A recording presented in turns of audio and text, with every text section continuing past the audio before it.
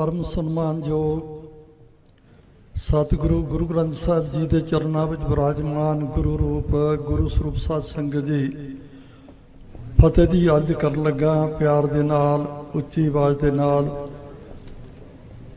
फतेह का उत्तर फतेह विच दिओ। वाहिगुरू जी का खालसा वाहिगुरू जी की फतेह। आप सारे महान इनकलाबी योद्धा जो साडों विछोड़िया गया उन्हां दी याद विच सवेर तो हुण तक गुरु चरनां विच बैठ करके जिथे गुरु की बाणी का पाठ सरवण किया, ढाडी बारा अते पंथ दे महान विद्वानां पासों विचारां सरवण कीतियां। जिन्ने भी बुलारे बोले आ उन्हां ने तकरीबन दो चीज़ों उत्ते फोकस रखना किया। बहुता तो यह आपां नूं उन्हां ने दर्शाउणा किया बारंबार कि साडे नाल की कुछ बरतारा होया, की कुछ हो रहा ते की कुछ होण वाला है। और नाल ये भी गल उन्होंने सांझ पाई है, ये जो साडे उत्ते जुल्म तशद्दद हो रहा और अन्याय हो रहा उसका कारण की है, साडी बेइतफाकी। पर उसका हल सुझाओ किसी भी बुलारे ने नहीं दसना किया। कारण की है, गुरु महाराज सच्चे पातशाह जी ने फरमान भी किया, होए एकत्र मिलो मेरे भाई, दुबदा दूर करो लिव लाए, हर नामे के होवो जोड़ी, गुरमुख बैठो सभा बिछाए। अपनियां प्राप्तियां दसन दे नाल जां केवल बीमारी दसन दे नाल वो बीमारी ठीक नहीं हो जानी जिन्ना चिर आपां उसका हल नहीं कढ़दे।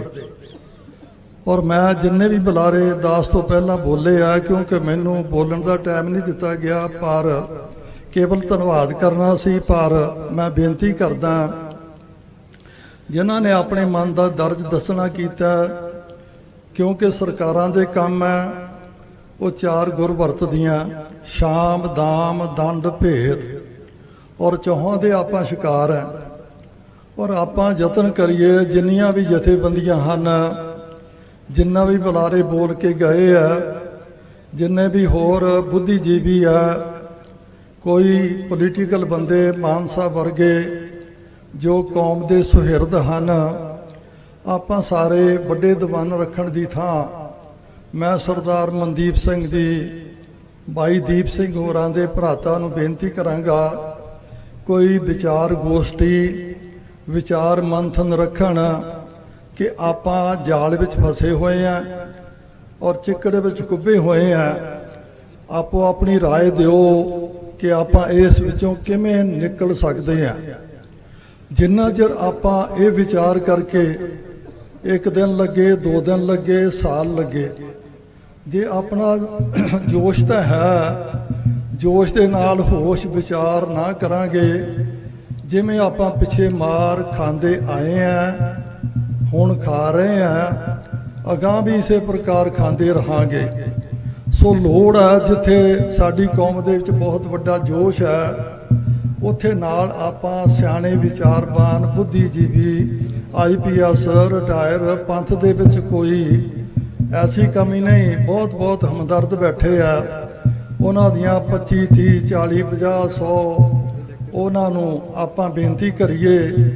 और एक दिन नहीं, दो दिन नहीं, इस महीने कोई हल नहीं निकलिया, अगले महीने उन्हां दी विचार गोष्ठी रख करके कोई आपां जिन्नियां भी जथेबंदियां एक झंडे हेठां क्यों नहीं इकट्ठियां हो सकदियां। तुलसीदास ने कहना किया, कहते आशा इष्ट उपासना खान पान पहरान, तुलसी जन के छट मिले सोई मिलिया जान। वो कहते 6 गुण जिहदे मिल जाते आ वो आपसी मिलिया होया है, पर साढ़े तो 6 नहीं, सारे दे सारे गुण रलदे आ। साडा आशा एक है, इष्ट साडा एक है, उपासना एक है, कहण तो भाव सब कुछ एक है। ਇੱਕ ਹੋਣ ਦੇ ਬਾਵਜੂਦ ਆਪਾਂ ਅਨੇਕਤਾ ਵਿੱਚ ਕਿਉਂ ਵੰਡੇ ਪਏ ਆ। ਔਰ ਬਾਬਾ ਫਰੀਦ ਜੀ ਦਾ ਫਰਮਾਨ ਹੈ, ਫਰੀਦਾ ਜੇ ਤੂੰ ਅਕਲ ਲਤੀਫ ਕਾਲੇ ਲੇਖ ਨਾ ਲੇਖ, ਆਪ ਨੜੇ ਗਿਰੀਬਾਨ ਮੈਂ ਸਿਰ ਨੀਵਾਂ ਕਰ ਦੇਖ। ਆਪਾਂ ਆਪਣੇ ਅੰਦਰ ਝਾਤੀ ਮਾਰੀਏ, ਜੇ ਕੋਈ ਸਾਡੇ ਵਿੱਚ ਕਮੀ ਹੈ ਉਹਨੂੰ ਕੱਢ ਦਈਏ। ਆਪਾਂ ਦੂਸਰੇ ਭਰਾ ਦੇ ਨਾਲ ਰਲ ਕੇ ਕਿਉਂ ਨਹੀਂ ਬੈਠ ਸਕਦੇ? ਕਾਰਨ ਕੀ ਆ? ਆਪਾਂ ਜਦੋਂ ਕਾਰਨ ਲੱਭਾਂਗੇ, ਜਦੋਂ ਆਪਾਂ ਬੈਠਾਂਗੇ ਸਾਰੇ ਜਥੇਬੰਦੀਆਂ, ਸਾਰੇ ਬੁੱਧੀਜੀਵੀ, ਤੇ ਭਾਈ ਦੱਸੋ ਕੀ ਕਾਰਨ ਕੀ ਆ, ਕਿਉਂ ਨੇ ਇਕੱਠੇ ਹੋ ਰਹੇ? ਇਕੱਲੇ ਇਕੱਲੇ ਹੋ ਕੇ ਆਪਾਂ ਮਾਰ ਵੀ ਖਾ ਰਹੇ ਆ, ਔਰ ਸਾਡੀ ਦੁਰਦਸ਼ਾ ਵੀ ਹੋ ਰਹੀ ਹੈ। ਸਾਡੇ ਨੌਜਵਾਨ ਜੇਲ੍ਹਾਂ ਵਿੱਚ ਵੀ ਬੰਦ ਹੈ, ਔਰ ਬੰਦ ਨਹੀਂ ਗਾਂ ਹੋ ਹੀ ਜਾ ਰਹੇ ਆ। ਆਪਾਂ ਇਸ ਤੋਂ ਕਿਵੇਂ ਨਿਜਾਤ ਪ੍ਰਾਪਤ ਕਰ ਸਕਦੇ ਹਾਂ? ਅਕਸਰ ਨੂੰ ਸੋਚਦੇ ਹਾਂ ਕੋਈ ਨਾ ਕੋਈ ਸੋਚਾ, ਕੋਈ ਨਾ ਕੋਈ ਰਾਹ, ਕੋਈ ਨਾ ਕੋਈ ਹੱਲ ਨਿਕਲੇਗਾ ਹੀ।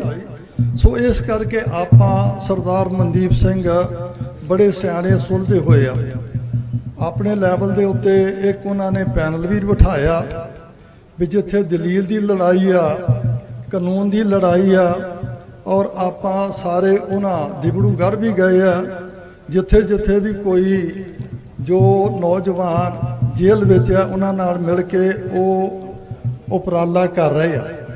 ਪਰ ਮੈਂ ਭਾਈ ਮਨਦੀਪ ਸਿੰਘ ਹੋਰਾਂ ਨੂੰ ਬੇਨਤੀ ਕਰਾਂਗਾ, ਜਿੱਥੇ ਐਡਾ ਵੱਡਾ ਭਾਈ ਦੀਪ ਸਿੰਘ ਜੀ ਸਿੱਧੂ ਉਹਨਾਂ ਦੀ ਵਰਸੀ ਤੇ ਸਮਾਗਮ ਰਚਿਆ, ਬਜਾਏ ਵੱਡਾ ਇਕੱਠ ਕਰਨ ਦੀ ਥਾਂ 50-60 ਬੁੱਧੀਜੀਵੀ ਸਿਆਣੇ ਪੋਲੀਟੀਸ਼ੀਅਨ ਜਿਹੜੇ ਪੰਥ ਦੇ ਨਾਲ ਸੁਹਿਰਦਤਾ ਰੱਖਦੇ ਹੋਣ, ਉਹਨਾਂ ਸਾਰਿਆਂ ਨੂੰ ਆਪਾਂ ਇਕੱਠੇ ਕਰੀਏ, ਇਕੱਠੇ ਕਰਕੇ ਕਿਸੇ ਸਿੱਟੇ ਉੱਤੇ ਪਹੁੰਚੀਏ।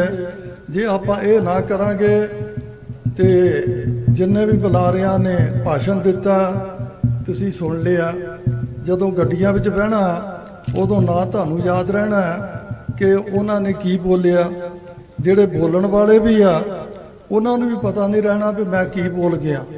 ਕੇਵਲ ਇੱਕ ਹਵਾ ਵਿੱਚ ਡਾਂਗਾ ਮਾਰਨ ਵਾਲੀ ਗੱਲ ਹੈ। ਸੋ ਆਪਾਂ ਸਾਰਥਕ ਕੌਮ ਦੀ એનર્ਜੀ ਜਿਹੜੀ ਆ ਉਸ ਨੂੰ ਕਿਸੇ ਪਾਸੇ ਲਾਈਏ।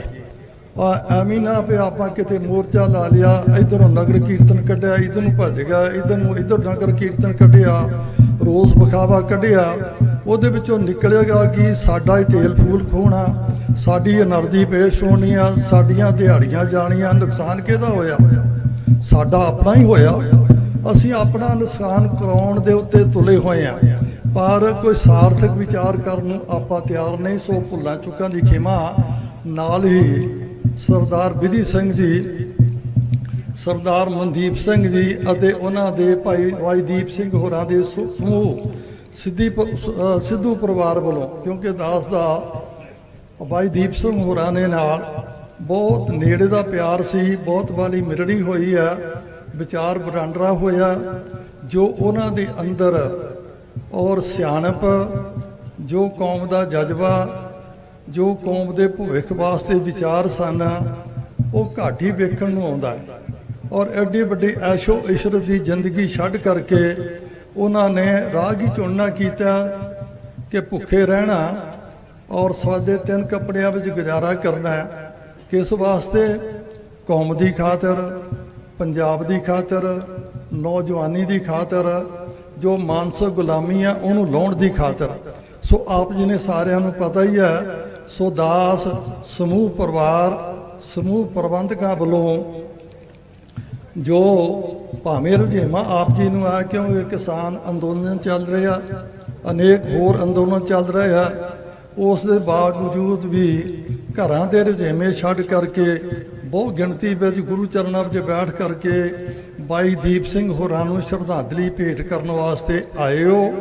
ਸਮੂਹ ਆਈ ਹੋਈ ਸੰਗਤ ਦਾ ਅਤੇ ਲੀਡਰ ਸਾਹਿਬਾਨ ਦਾ, ਬੁਲਾਰਿਆਂ ਦਾ, ਪਰਿਵਾਰ ਵੱਲੋਂ, ਦਾਸ ਵੱਲੋਂ ਬਹੁਤ ਬਹੁਤ ਧੰਨਵਾਦ। ਸਭ ਤੋਂ ਵੱਧ ਗੁਰੂ ਗ੍ਰੰਥ ਸਾਹਿਬ ਜੀ ਦਾ ਧੰਨਵਾਦ, ਜਿਨ੍ਹਾਂ ਦੀ ਛਤਰ ਛਾਇਆ ਹੇਠ ਬੈਠ ਕਰਕੇ ਆਪਾਂ ਆਪਣੀ ਕੌਮ ਪ੍ਰਤੀ ਵਿਚਾਰਾਂ ਸਰਵਣ ਕੀਤੀਆਂ। ਨਾਲ ਹੀ ਆਪ ਜੀ ਨੂੰ ਇੱਕ ਬੇਨਤੀ ਕੀਤੀ ਜਾਂਦੀ ਹੈ ਕਿ ਜੋ ਬਾਈ ਦੀਪ ਸਿੰਘ ਸਿੱਧੂ ਹੋਰਾਂ ਦੀ ਯਾਦਗਾਰ ਬਣ ਰਹੀ ਹੈ, ਉਸ ਦੇ ਵਿੱਚ ਵੀ ਆਪਾਂ ਵੱਧ ਤੋਂ ਵੱਧ ਯੋਗਦਾਨ ਪਾਈਏ ਔਰ ਇਸ ਯਾਦਗਾਰ ਨੂੰ ਹੋਂਦ ਵਿੱਚ ਲਿਆ ਕਰਕੇ ਇਹ ਗੁਰਸਿੱਖੀ ਪ੍ਰਚਾਰ ਦਾ ਔਰ ਕੌਮ ਦੇ ਗਲ ਵਿੱਚ ਜੋ ਪਈਆਂ ਹੋਈਆਂ ਗੁਲਾਮੀ ਦੀਆਂ ਜੰਜੀਰਾਂ ਉਹਨਾਂ ਨੂੰ ਲਾਹੁਣ ਦਾ ਇਸ ਸਥਾਨ ਤੋਂ ਉਪਰਾਲਾ ਕੀਤਾ ਜਾਵੇ, ਵਿਚਾਰ ਵਟਾਂਦਰਾ ਕੀਤਾ ਜਾਵੇ। ਜਿਸ ਪ੍ਰਕਾਰ ਦਾ ਕੋਈ ਕਾਰਜ ਆਰੰਭ ਕਰਨਾ ਹੋਵੇ ਉਹ ਕਾਰਜ ਆਰੰਭ ਕੀਤੇ ਜਾਣ। ਉਸ ਨੂੰ ਵੀ ਆਪਾਂ ਬਹੁਤ ਛੇਤੀ ਸ਼ੀਘਰ ਜਿਹੜਾ ਹੈ ਉਸ ਨੂੰ ਹੋਂਦ ਵਿੱਚ ਲਿਆਈਏ। ਸੋ ਮੁੜ ਦੁਬਾਰਾ ਆਪ ਸਮੂਹ ਆਈਆਂ ਹੋਈਆਂ ਸੰਗਤਾਂ ਦਾ, ਬੁਲਾਰਿਆਂ ਦਾ, ਮਾਨ ਸਾਹਿਬ ਦਾ ਔਰ ਸਮੂਹ ਗੁਰੂ ਕੇ ਪਿਆਰਿਆਂ ਦਾ, ਕਵੀਸ਼ਰ ਜਥਿਆਂ ਦਾ ਔਰ ਢਾਡੀ ਜਥਿਆਂ ਦਾ, ਸੋ ਪਰਿਵਾਰ ਵੱਲੋਂ, ਦਾਸ ਵੱਲੋਂ, ਬਾਬਾ ਬੀਦੀ ਸਿੰਘ ਹੋਰਾਂ ਵੱਲੋਂ ਬਹੁਤ ਬਹੁਤ ਧੰਨਵਾਦ। ਹੁਣ ਅਰਦਾਸ ਹੋਣੀ, ਅਗਲਾ ਪ੍ਰੋਗਰਾਮ ਆਪ ਜੀ ਨੂੰ ਭਾਈ ਮਨਦੀਪ ਸਿੰਘ ਜੀ ਦਰਸਾਉਣਗੇ। ਭੁੱਲਾਂ ਚੁੱਕਾਂ ਦੀ ਖਿਮਾ, ਫਤਿਹ ਬੁਲਾਓ। ਵਾਹਿਗੁਰੂ ਜੀ ਕਾ ਖਾਲਸਾ, ਵਾਹਿਗੁਰੂ ਜੀ ਕੀ ਫਤਿਹ।